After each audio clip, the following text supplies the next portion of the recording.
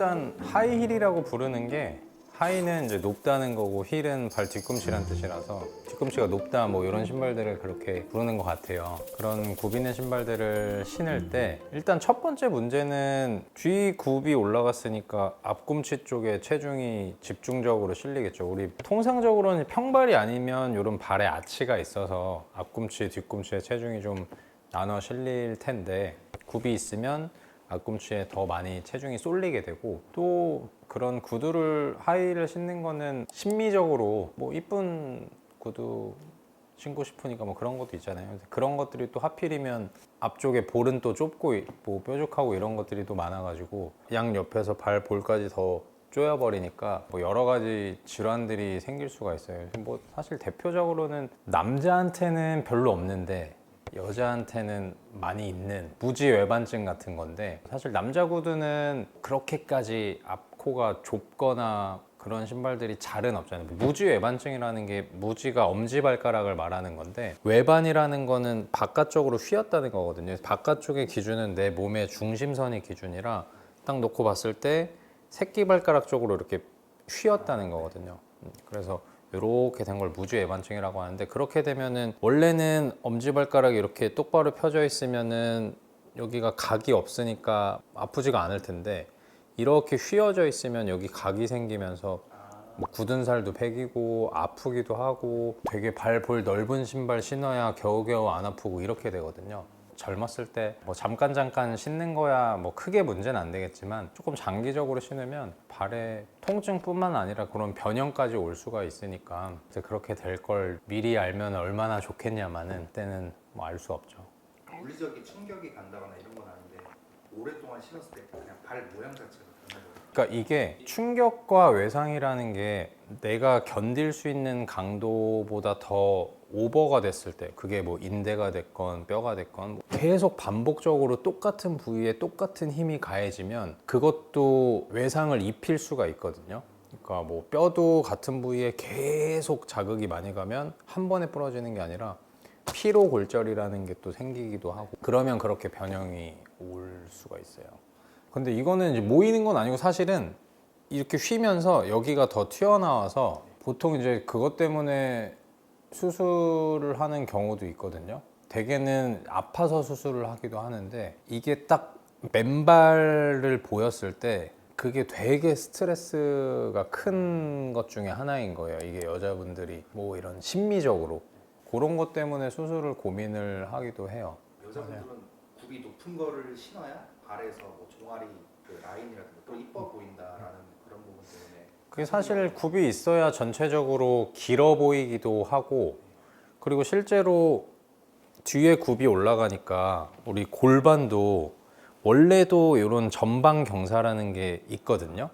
근데 뒤에가 올라가니까 엉덩이가 더 위로 올라가겠죠. 그러면 뭔가 옷이나 바지를 입었을 때나 다리도 더 길어 보일 수 있고 그런 효과가 좀 있는데, 이제 문제는 우리가 항상 이 허리는 이렇게 바른 자세, 허리도 C자 모양, 요추 전만 이런 얘기들을 좀 하는데, 정상적으로 이런 요추 전만을 가지고 있는 사람이 만약에 하이를 신어서 골반의 전방 경사가 더 많아지면 허리는 과전만이라는 게 생기거든요.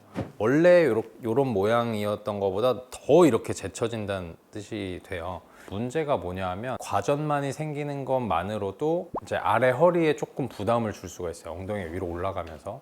그다음에 또 하나는 척추뼈도 여러 개의 뼈가 다 연결된 하나의 관절인데, 너무 뒤로 제쳐지게 되면은 뼈랑 뼈끼리 너무 제쳐지니까 여기서 후관절이라는 부분에서 마찰이나 이런 염증이나 이런 게 조금 심해질 수 있거든요.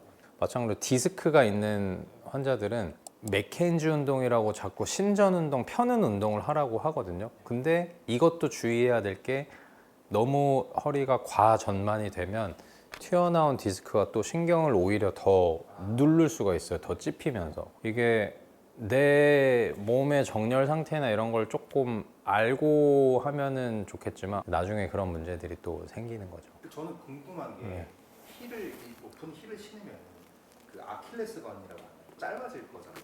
맞아요. 이것도 이렇게 뒤꿈치가 올라간 상태로 계속 보행을 하다 보면 아킬레스건과 이 종아리 근육이 발이 이렇게 된 상태로 계속 걷는다는 거잖아요. 그럼 이 근육 길이는 발을 뒤꿈치를 내리는 것보다는 약간 짧아져 있는 상태로 픽스된단 말이죠. 우리 몸이라는 거에 적응력이 되게 뛰어나서 더 길어질 필요가 없으니까 그냥 그 정도 길이로 충분한 거예요. 그러니까 점점 이게 타이트해지고 짧아지고 이런 일이 생기거든요.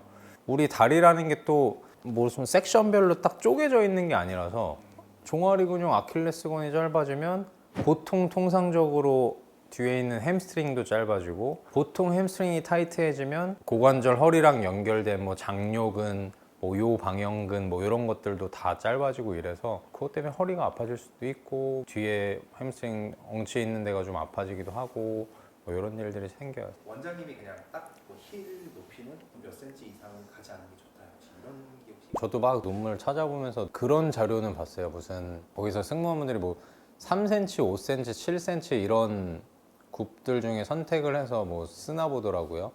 그래서 우리 보통 5cm 이내에서 하는 게 그래도 맞지 않나 하는데 직업적으로 매일매일 신어야 되는 사람이면 그거는 꼭 주기적으로 병원에서 체크도 해보는 게 좋을 것 같아요. 왜냐하면 아직 허리가 그렇게 아플 나이가 아닌데 조금 많이 아프고 디스크 비슷하게 증상이 있는 사람들이 있거든요. 근데 그런 사람들 사진을 찍어보면 척추 분리증이라는 게 있어요.